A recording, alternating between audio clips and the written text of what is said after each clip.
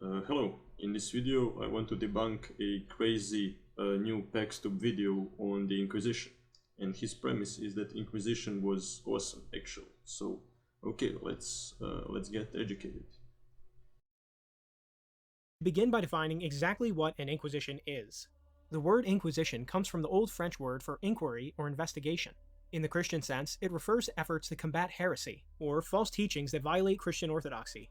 If you can't imagine why policing heresy would be necessary, I invite you to look at what some so-called Christians say in the name of God in our current time. I apologize for what you're about to see, but it's necessary. I believe in the non-binary God, whose pronouns are plural. I believe in Jesus Christ, their child, who wore a fabulous tunic and had 2 dads. Jesus is black. We could also say Jesus is gay. And that means that there will be more drag preachers. Amen? Now that you have an idea of what heresy looks and sounds like, let's talk a bit about the history of Inquisitions. Okay, so let me just say, what we just saw was cringe, but does that mean that we need to burn hundreds of thousands of people for disagreeing with the original doctrine of the church? Well, if you answer to that question with no, then it would follow logically that Inquisition wasn't awesome actually. But okay, let's see what's this guy about to tell us. Through Christian history, there were several different official inquisitions, but Inquisition of some form or another has always been part of Christianity. There's no time period you could go to where there wasn't some form of Inquisition within the Christian church. From the beginning, the church had to confront people who presented their beliefs as Christian when what they said or did contradicted the faith passed down from the apostles. The early church leadership had to combat many heresies. Early accounts in the Bible and Paul's letters show the young church correcting those who falsely represented the faith. Church fathers and early theologians wrote extensively against the first heresies their communities faced, such as Gnosticism. It was in response to such heresies that the famous book Against Heresies was written by St. Irenaeus in 180 AD. The church rightfully considered her duty to educate and guide all the baptized. It should be obvious that allowing false Christian teachings to run rampant would have been a death sentence for early Christianity. Without authority and order, no one would have been able to define what Christianity even is. Imagine being a Roman citizen and hearing 10 different versions of Christianity. It would make it much more confusing and harder to convert. In those days, the church responded to false teachings with denunciation and, if persistent, expulsion from the community. Priests and church leaders found guilty of spreading false doctrine were subject to flogging and imprisonment. These early, disorganized inquisitions brought order to what could have been chaos. As Christianity became the faith of the Roman Empire and the European kingdoms, the faith became understood as the fundamental, unifying principle of culture. To step outside the faith was viewed as a violation of Christian unity and a denial of the correct ordering of the world. The popular community, the clergy, and the secular authorities all agreed on these principles. Going into the Middle Ages, inquisitions carried on as ecclesial investigations. They were investigations and trials conducted by the church through the local bishop or a member of a religious order. These inquisitions became very active in times of serious, widespread heresy that needed to be addressed. As the church became more powerful and tens of millions of people looked to it for guidance, new, more organized methods of inquisition became necessary. This led to new inquisitorial courts. Judges were required to be of impeachable reputation, distinguished for virtue and wisdom, and masters of theology. An inquisitor was thus one of the most educated and respectable people you could find in Europe during the Middle Ages. These courts would revolutionize concepts of due process and evidence gathering that are still used today. Inquisitions typically involved a judicial process that aimed at confession and conversion. Their goal was to secure a person's repentance for heretical views and to stop them from engaging in such acts. If the guilty persisted, he would be turned over to the secular authorities. In other words, the church conducted investigations and trials, while punishment was left to the civil state. The first large, organized inquisition came in 1184 in France as a response to the Catharist heresy. This was known as the Medieval Inquisition. Now, to be clear, Catharism was not some kind of early Protestantism or anything like that. It was essentially its own new religion. It blended together Gnosticism, which claimed to have a secret source of religious knowledge, and Manichaeism, which taught that matter is evil. The Catharists believed in 2 gods, the good God of the New Testament and the evil God of the Old Testament. Following their belief that the material world is evil, they engaged in ritualistic suicide, rejected procreation, and refused to take oaths. Now obviously, in a feudal society, this meant they opposed all government authority. And what also needs to be mentioned is the Cathars also were in favor of wealth redistribution, which is one of the main reasons that the church killed them. But of course, yeah, they also disagreed with them on this dualistic principle of there being an evil God and a good God. But yeah, what needs to be said is Church protected their wealth and their feudal status also by killing the Cathars. Because of this, Catharism was both a moral and political danger. The original church response to the Cathars was persuasion through dialogue, but the Cathars continued to engage in violent, openly rebellious acts, and even assassinated a papal diplomat. All of this led Pope Innocent III, who had been favorable to peaceful dialogue, to finally call on French leaders to launch a crusade to defeat Catharism once and for all. Although the war was successful in breaking Catharism's power, it was much more chaotic and deadly than what the Pope wanted, with thousands of innocent people being caught in the crossfire. After this, the Church decided that Inquisitions had to become even more organized and less dependent on secular powers. They also had to stop heresy preemptively before it could get out of control. The newly created Franciscan and Dominican orders began to take a leading role in the process. Another Inquisition was the Roman Inquisition, started in 1542. Okay, so let me just say, when he speaks of thousands of innocent people dying, I'm hoping he's also talking about people that actually were Cathars but were killed precisely because of their religion. But other than that, yeah, you can justify killing an entire religion just because some of them actually attacked the church or killed the feudal lords that were powerful at the time. I mean, let us remember what the Romans did to the Christians, or what many Muslim countries, even in the 20th century, did to the Christians. For example, in Indonesia, there was a persecution of Chinese people in the 20th century, partially because they are Christian and partially because they were allegedly all communists. And so were some of them communists? Did some of them do violent acts? Well, yeah, but does that mean that we should kill all Chinese people in Indonesia? Well, no. And I would apply the same logic to the Cathars. And to me it's not obvious that Pax Tube actually believes that an average guy that just happened to be a Cathar at the time was not deserving of death. This was the most professional Inquisition yet, as it was directly controlled by the papacy. Its main goal was to protect the Catholic faith from the ongoing Protestant Reformation, but it also sought to crack down on problems within the Church itself. During this time, the Church really wanted to clean up its own house and get rid of abuses that fueled its critics. Corrupt Catholic clergy became popular targets of this Inquisition. One could actually argue that the Protestant Reformation itself was a product of the medieval Inquisition being too lax, not too strict.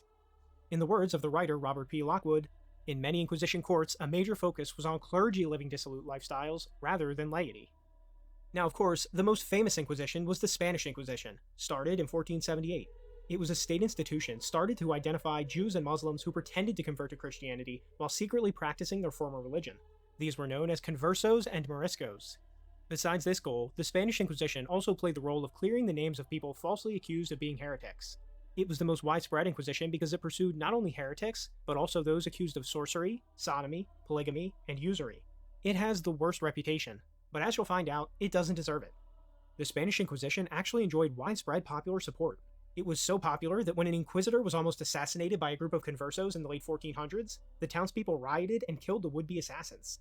The treatment of Muslims and Jews in Spain reflected Spain's difficult history and struggle for existence through the centuries.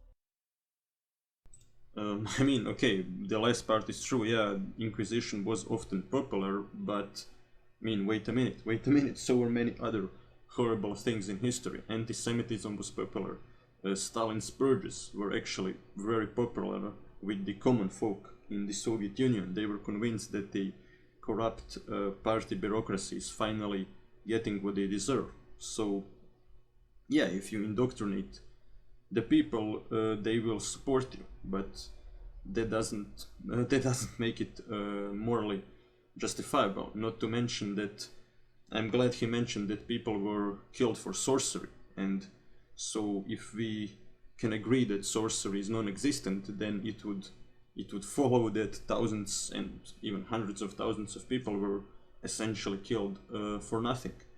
I mean, the most absurd case now comes to my mind, actually learning in college about it.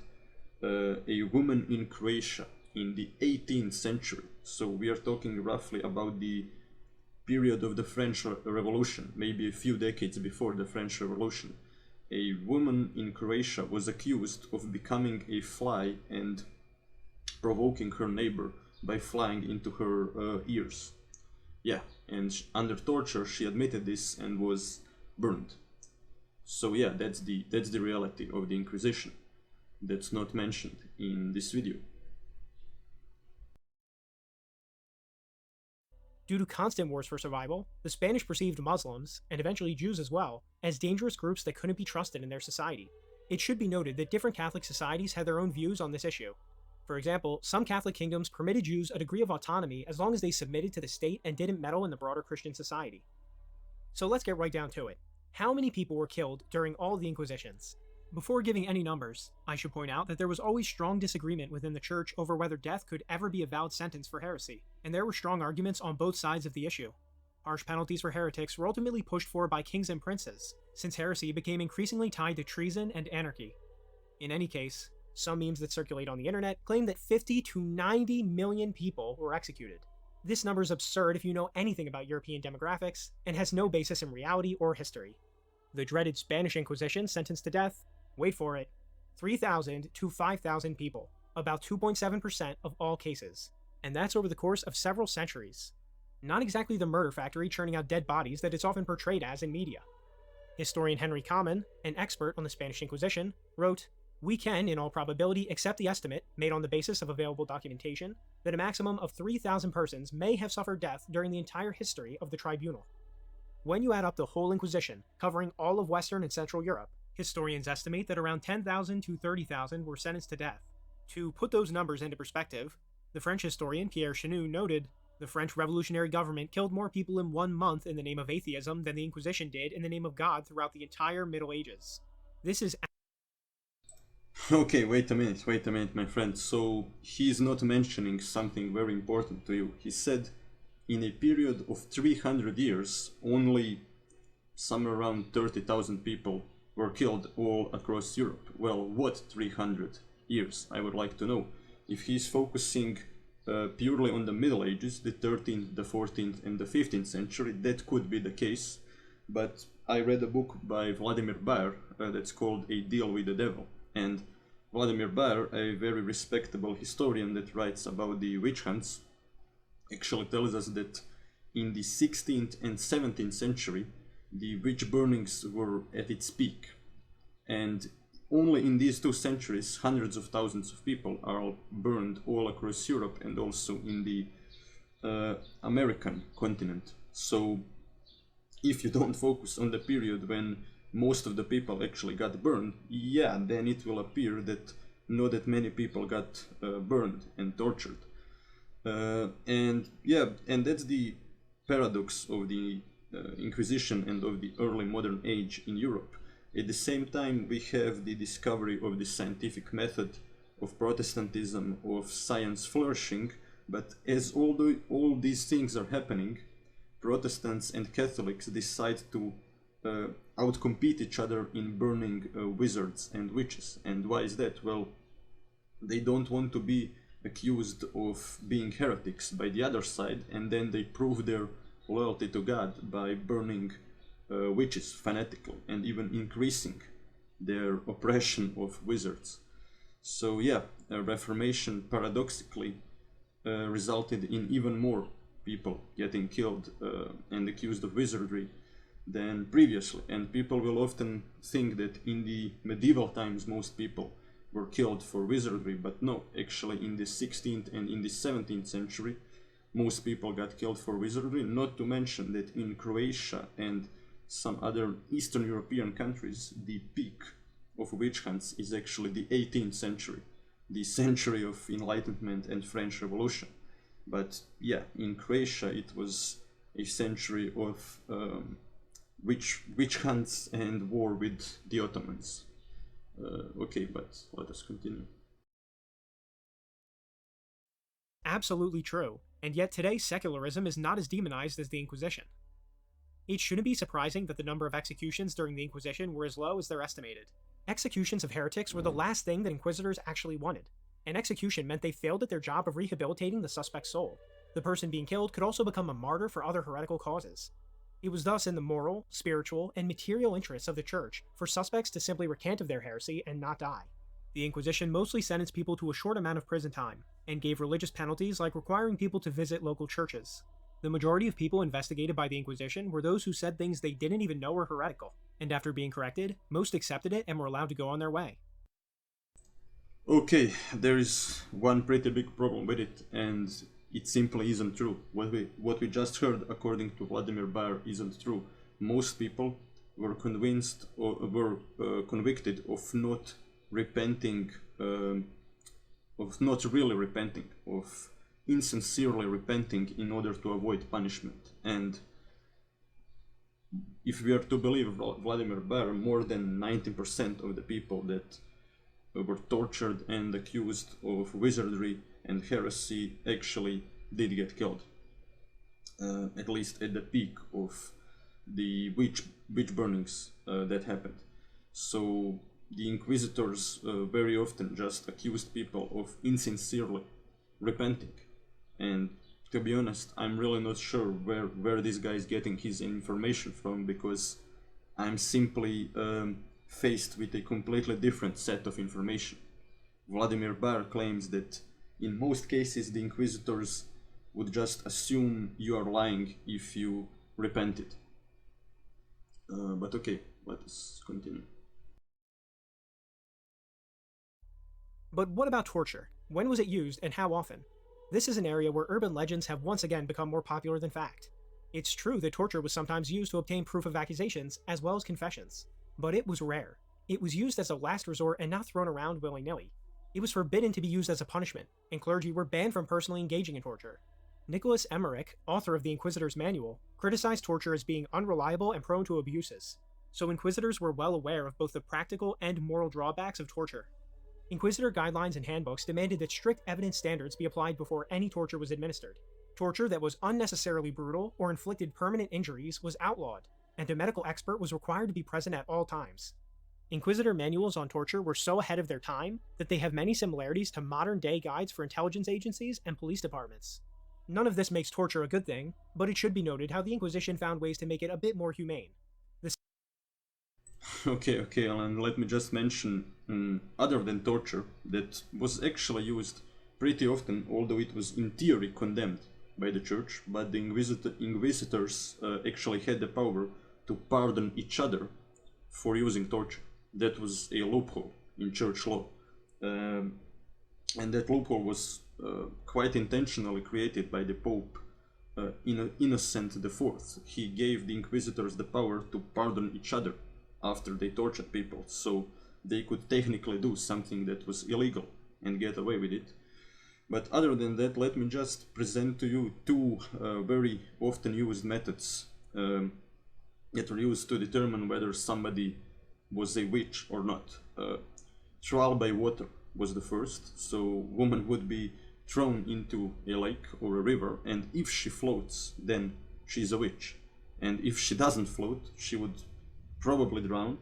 But yeah, most people, when you throw them, they float, which is why most of the women got burned for being witches. And the other brilliant method was this idea became popular in medieval Europe that witches can't cry, and so women were told to cry in front of judges in order to prove that they are not witches. And if you ever tried to cry, like try to make yourself cry for no good reason, or just try to create tears in your eyes without actually being sad, well, it's not an easy task. And most people presented with these two brilliant methods were burnt because they couldn't make themselves cry, nor could they escape from the reality that most people actually float on water when you throw them.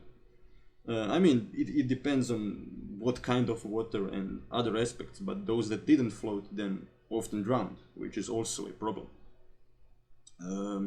Okay, but let us continue. Civil authorities of Europe and the rest of the world were much more brutal by comparison. The legal practice of torture dated back to Roman times and was by no means unique to medieval Europe. The use of torture in inquisitions was so much less extensive and so much less violent that many people preferred to be tried by Inquisition courts than by secular courts. Okay, let us stop here, and I'll probably do another video about this idea that Inquisition was awesome, actually. But yeah, I mean, the church wasn't the only institution that used torture at the time, but still, this guy is trying to just not tell you the worst parts of the reality, of the brutal reality of Inquisition, in order to present it in a more positive light. Well, that's all for this video, and see you in the next one.